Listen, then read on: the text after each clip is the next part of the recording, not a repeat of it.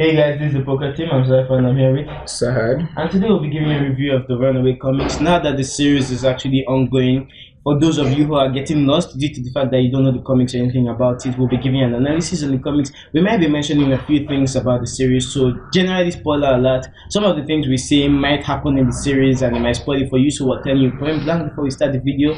This is a spoiler-filled video.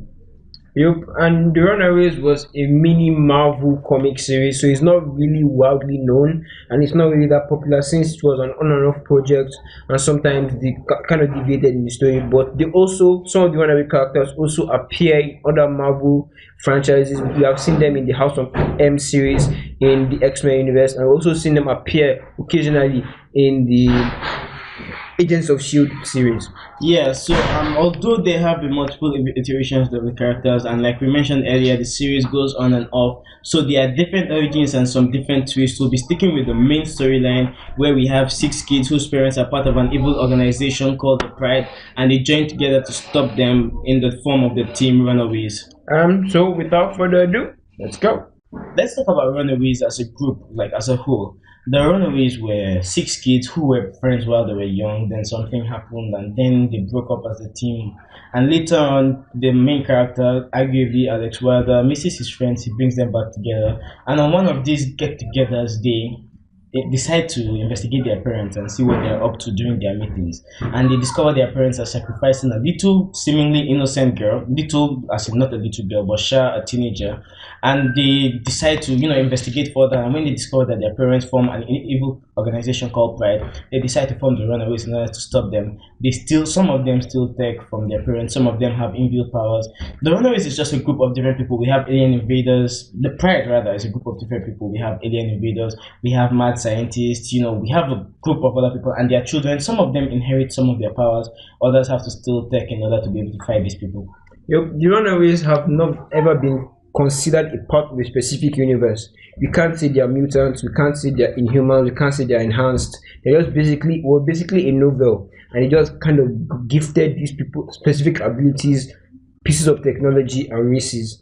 So we have some that are mutants, one's an alien, someone's a witch, and someone just basically normal. Yeah, so in most of the Runaway comics and in most iterations in which they appear, we have six main members: Alex Wilder, Nicole Minor, Katie Dean, Carolina Dean, Chase Stein, Molly Hayes, Gertrude Yokes. Yeah, so those are the main six we see in most of the iterations, but there have been other members like the cyborg Victor Mancha, there's the plant manipulator Clara Prast. Yes, then there's the Skrull Xander. So there have been multiple people who have joined the Runaways teams in other iterations. Some of them have passed away, some of the main members have passed away, some of them left them, but those are just the general main six, and those are the ones we'll be talking about today. And generally the Runaways don't really have a motive outside of stopping their parents. So in the iterations of the comics, it mostly ends when they defeat their parents, and sometimes they have side missions, like we said, when they're going back to the House of M in the X-Men series, and sometimes joining up with the Agents of Shield. Yeah, but like mentioned earlier, this is a mini series, so most of the characters there isn't much development on them and there isn't much to talk about. But since the Hulu series is going to be a long-term thing, hopefully they will change that. So first up, the first character we'll actually be talking about would be Alex Wilder, arguably the main character. He's also the person that brought the Runaways together. So Alex Wilder's character was meant to be this nerd-like character that was kind of introverted, but relied on, like, he had a lot of influence on his friends. Like, his friends influenced him and he influenced them in the same way. And also his character was also meant to be a nerd, but they did a good job of that because he looks awesome. Another thing about Alex Wilder was the fact that he was meant to be the kind of Batman of the series. He doesn't have a main power. Like, you can't say he's enhanced, you can't say that he has magical abilities, but what they've been going for is superior intelligence, and the fact that here and there he has been able to distribute slightly but low amounts of magic. Sometimes he can move things, sometimes he can teleport. Not any magical defining or ability defining power that he has. And so far in the series, we're seeing a lot of that. So yeah, he is the boy genius, he is the leader of the team. But let's just talk a bit about his parents. So we have Gertrude, Joffrey, no shout outs to Game of Thrones there. Joffrey and Catherine Wilder. Yeah, so they are the mafia. They are kind of the leaders of the pride. Once again, like their child Alex Wilder, they don't have any powers. Unlike the world conquerors we have in the team and the mad scientists, they are just the brains of the operation. They are the mafia bosses, and well, like we said, Alex Wilder, he has no powers. He has been shown to show some magical abilities at some point, once or twice. He doesn't have magical abilities. Like, it isn't outrightly stated that he has magical abilities, but we have seen him use strength and some other things like was earlier stated. But spoiler alert, this is a massive spoiler. In the comics, he dies. He has some loyalties to his parents, even though he's part of the Runaways, and this ends up leading him to being killed. When he died, someone else takes up the mantle, which we'll discuss later. But he does die once or twice. He has been tried to be revived by Nicole, which is another character I'll be talking about later. But she tried to revive him. Sometimes she failed. There was one time that he was successfully revived by an outside character to help Nicole on one of her adventures. But that's a story for another time. Also, as we can see in the series, Alex kind of has a thing for Nico. And in the comics, they actually kind of get together, but that is short lived because he dies quite soon after. So sad. So let's now talk about Nicole Minoru. So she's the gothic girl of the group. There were some issues in her family and that pushed her towards the dark side, might I say. And she's the second most important character. She's the second in command while Alex Wilder is a ram. And when he, spoiler alert, dies, she becomes the leader of the group. So she has witch-based powers. She's the witch of the Runaways. And her weapon is kind of like a staff. Well, it's not a staff per se, it's more like a magnifying glass except bigger, but it acts as her wand. That's what she uses to command the power, which she does.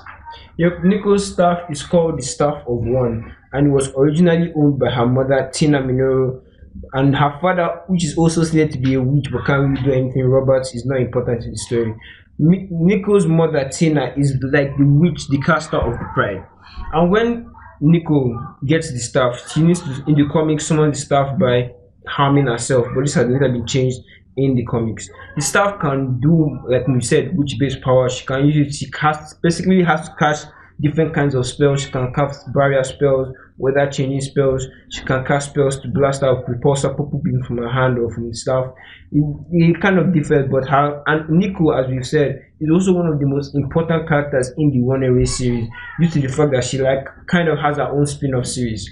Yeah, so like was stated earlier, her powers she needs to well in the series, it seems they kind of deviated from that because first of all she doesn't need to harm herself. Although like was stated earlier, it was later changed in the series, in the comics rather, the comic series. In the Hulu series, we've seen her use the staff without actually having to harm herself. Now we don't know if that's maybe just the first try luck. Maybe later on if she wants to do it on purpose, she has to harm herself. We don't know about that yet. But she also didn't need to chant any spells or do any preparation. She just held the staff. She thought of snow and snow king, but then that's just the first time. Who knows, maybe in later times she might actually need to harm herself. We don't know about that, but in the series she had to harm herself, and later on in the comic series that was also changed because I guess it was too graphic or something. But then she's one of the most important. I think she's technically the most in the Marvel comics, like as a whole, she's the most important character because she's one of the only ones who got a spin-off series and who has her own adventures individual of the other six members. And like stated earlier, on one of those adventures, Alex was raised from the dead to help her in the adventure. So we have seen her move on from the Runaways. If there was going to be a spin-off series, she's probably the most likely candidate for that. Yep, Nico's staff as well can also only obeys her commands. We've seen that when other people wield the staff, it actually kind of rejects them or sends up a pulsar blast to push them away. So basically only Nico can control the staff of one. How cool is that? Next character is Carolina Dean, privileged, pretty, and daughter of evil alien overlords. Her parents are Leslie and Frank Dean, and her mother is a Magadorian from the planet Magador, and she's a colorful alien. Yeah, so she's an alien. Her parents are alien invaders. Ooh. Now we don't know the reason why they want to invade. I mean, all aliens are programmed to invade Earth. Just how it is. I mean, there's no other doper planet out there. It's all Earth, baby. So she has powers, of course. She can turn colorful. Yup. How exciting. Yeah, okay, fine. That's not all. Although that is like whenever she activates her powers, she does turn colorful, but she can also fly and she can shoot colorful beams. yeah, they have beams, they have effects. It's not like they make you happy or this thing, but she is rainbow colored, and that's one of the best part of her. Yeah, they were just trying to make her a pretty pointy kind of girl, and they succeeded. Yep, they Good for exceeded. them. They exceeded. We really don't know why she must become a rainbow colored person. Maybe the Magadorians they ride ponies and they eat rainbows. And they shit rainbows out. Who knows? But who knows? So she's not really important to Marvel Comics. She's not even important to the Runaways. Like she is part of the Runaways. She does help in their missions and all. But as in there isn't much development on her. She wasn't really much developed. We know about her parents, we know her powers, we know her origins. We know what her parents are trying to accomplish, and we know she's part of the team. But apart from that, there really isn't much else. Yep, they couldn't even have made her important by killing her. So she's there till the end. Enjoy. And now let's move on to Chase Time. So he's the jock of the group, but twist. Alright, I'll come back to that. His father is the mad scientist. He's the inventing genius, and like mad scientist, he does crazy things. He's the Frankenstein of the group. Well, the person who created Frankenstein. So yeah, he does the mad scientist work. He's the one who's not afraid to experiment on anything and anyone. He does anything, no matter how crazy, no matter how inhumane, and he's a genius at his work. So coming back to Chase Stein, the jock, his father is very demanding, and this leads to him not being a dumb jock like we normally see. His father wants so much of him, his father wants too much of him, and so his father tries to force him to become a genius like he is, and so we have a smart jock for a change. Yep, the father of Chainstein's name is Victor Stein, named after Victor Frankenstein. No relation. And he's basically the scientist part of the group, and he's a very demanding father. And that has had a huge effect on Chase's character as a whole. I've seen like, oh, normally he's meant to be a dumb jock, but I wonder which jock plays lacrosse. But he's supposed to be the dumb jock, and ends up being a jock but yet smart. He's the inventor of the group, and also wields one of the most epic named weapons of all times, The fisty gun. So the weapon was taken from his dad, as in on one of his while trying to stop his dad. Like I previously mentioned, some of them take weapons from their dad in order to stop the pride, and Chase is one of those people. So he collected the fisty gun from his dad. Now the fisty gun is a weapon that allows him to create and control fire. Now we all know that one of the major problems of pyrokinesis is that the person is either able to create fire or control fire. It's hardly ever a combination of both of them. But Chase gets the best of both worlds. He's able to create fire from those gauntlets and also control the fire he creates and other fires. Yep, Chase has also been known to have a breastplate kind of armor across his chest, with kind of like the Iron Man circle The arc reactor. in his chest. We really didn't see much of the breastplate in the series because he used it for a very short time and he didn't really utilize it to his potential, so it's kind of iffy. And also in the series, we've also seen Chastain live up to his comic potential. We've seen his smarts, we've also seen his dumb joke-like nature, and overall, he's a very cool character. Yeah, so also in the series, we've seen the demanding dad part of his life. We've seen like the scene where his dad slammed the fork on the table because he got was it a B or a C? A C in Spanish. A C in Spanish. And Chase later reveals that this one was actually more subtle because before it was his head they slammed on the table for getting anything less than an A. So yeah, we have seen that aspect to him. Also, another small thing I should note is that in the series there was a time where Chase got a telepathic link with a dinosaur, which will explain further when we move on to the character that is concerned with the dinosaur. Yup, we all know how people that get C's in Spanish are doomed in life. So we're talking about Molly and Gertrude Yokes next. Molly Hayes and Gertrude Yokes. We're talking about these two characters together due to the fact that they live together. So Gertrude's parents, Dale and Stacy Yokes, are time travelers. And they're also bioengineers. Who knew the secret to time traveling is bioengineering? Yeah, so they are time travelers, but let's not think Doctor Who when we hear time traveler. They're actually time traveling criminals. So it's not like they do their time traveling for good or for the fun of it. They actually use it to do some criminal stuff. Now, the dinosaur that their daughter Gertrude is concerned with is actually from the future, so we can't say that there was some time traveling involved in that. Yup, they're time traveling criminals, and instead of them to steal the ancient artifact or the ancient riches of King Solomon, they decide to steal a dinosaur that does not even obey their commands. Really smart of them. So basically, Gertrude has a telepathic link with the dinosaur. So basically, she's a telepath, but only with the dinosaur. And this is kind of arguably due to the fact that the dinosaur also forms a telepathic link with another character. So it's kind of hard to believe that it is her power and might as well have been the dinosaur's power. So basically, the dinosaur is a cybernetically engineered one from the year 2018 or 18th century. Yeah, so also just to add, it's not only a telepathic link she also has an empathic link, which means that the dinosaur can actually feel what she feels and she can feel what the dinosaur feels. Not physically feel, but mentally feel. So if she's in pain or she's in stress, the dinosaur will actually know that. So she doesn't actually have to communicate to the dinosaur to come to help her. The dinosaur can feel that she's in trouble and come to help her. Just an important thing that we should add. The next character we're talking about is Molly Hayes. So in the series and in the comics, Molly's parents die very early on, and she goes on to live with Gertrude's parents. And Molly is kind of like the optimistic, fun. She's the youngest character, so she's kind of optimistic, fun-loving, and kind of the happy face in the group. Yeah, so Amoni is the only character, well, one of the only characters in the Runaways that have been point blank stated to be a mutant. She's a mutant with the power of strength. And as we all know, strength is almost useless without invulnerability. And luckily, she comes with the whole package. She has both strength and invulnerability. So, like stated earlier, she's the happy one. She hasn't really seen the dangers of life and all that. So she's actually, joyful. And we've seen that in the series, kind of, although she's not necessarily happy, everyone takes her for granted due to the fact that she's a child, and she actually takes things at face value. She doesn't actually look deeper, she doesn't actually see the negativity in life, the negativity in people. Yep, Molly and Gertrude's backstory, or should I say personalities, are one of the better built up ones in the Runaway series. You can argue that Carolina is bland, Chase is too shallow. So, but the fact that Molly and Gertrude, we see this kind of relationship between them, their sisterly love, and the overall way they react to each other is kind of one of the best written things about the Runaway series. Yeah, and also one minor thing to mention, spoiler alert, Gertrude died later in issue 2. But since she's not that important a character, I mean, the only important characters as far as we are concerned is Alex Wilder and Nicole, and they are the most developed.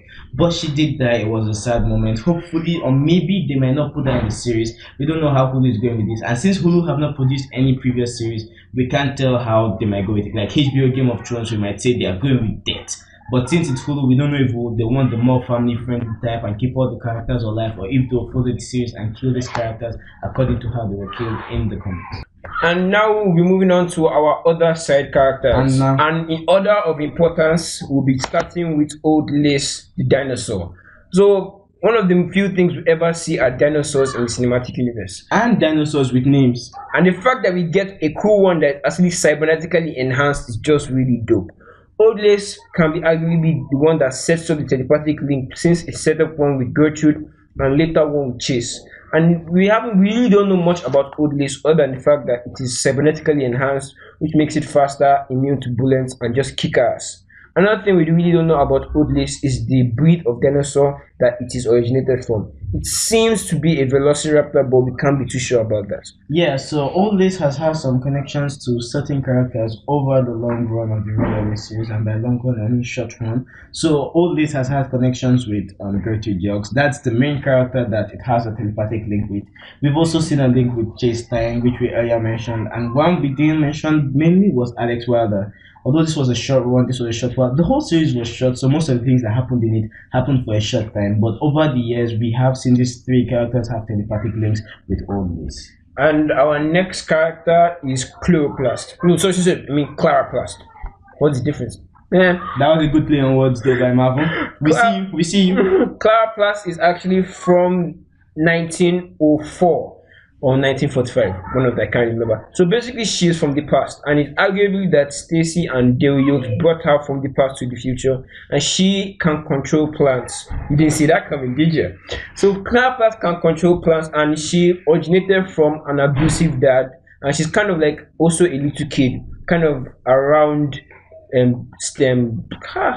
Molly's age. So yeah, anything else you want to add on the character? I actually didn't see much of it. Yeah, she was not really a much developed character, other than the fact that her powers are really cool. There was not really much about her. That's why she's a side character. Yeah, and we'll be moving on to the next character. We have Xander, the the transforming scroll, should I say? So we all know scrolls from the Marvel Comics universe. They're actually a main part of the universe. So we now have Xander, and we know the ability of scrolls is their ability to transform, the ability to take on the shapes of other people and other things in some cases. And Xander has that ability. So he was in the Runaways for a short while, but he has one of the coolest powers ever, if you take my word for it. Yep, and basically the Skrulls are also one of the coolest races ever. I mean, Thanos is a Skrull. Doesn't get better than that. And Xander was also a very side character. He didn't appear much before he kind of they kind of carried this character to another cinematic universe, Agents of Shield, and he just actually developed him more in that aspect. So he wasn't really a dominant character in the Runaways. I'd just like to state that it wasn't a cinematic universe since it was in a movie, but they did take it to another comic universe, the Agents of Shield, where he was developed further. Moving on to our next character, we have the cyborg Victor Mancha, who, in my opinion, should actually have moved upper on our list since he's actually more important than the last two we mentioned. So he's the cyborg. His presence in the Runaways is actually more dominant than others, and I don't need to state his powers. Like I stated earlier, he's a cyborg. Yep. He also had the ability to control and manipulate electricity and metal. I mean, such a powerful character was so underwhelmed in the series of the Runaway. We feel they could have done a better job of him in the comics, and they should try to do that in the series as well. Yeah, so we just read recently that there will be I won't say recasting, but they are casting new characters. So there is a possibility that they'll be casting some of these side characters, because so far in the series we haven't heard from of them, and in the development process of this series we didn't see any casting for this character like Victor Mancha and the likes. So hopefully in this new set of casting that they are doing, they'll cast some of these characters. I really want to see how they'll do Victor Mancha on the big screen. Yep. And that's all for the characters, all the important characters in the Runaways. We should also give a shout out to that girl that was brutally murdered in the opening scene. Without you, there wouldn't be any Runaways. Yeah, we see you. And that's all for our video. Like, share, and subscribe to our channel. We release content every day or most times. So you should please check out our channel, check out things you like, subscribe, share this video with a friend. And from all of us at the Poker team, peace out. Peace out.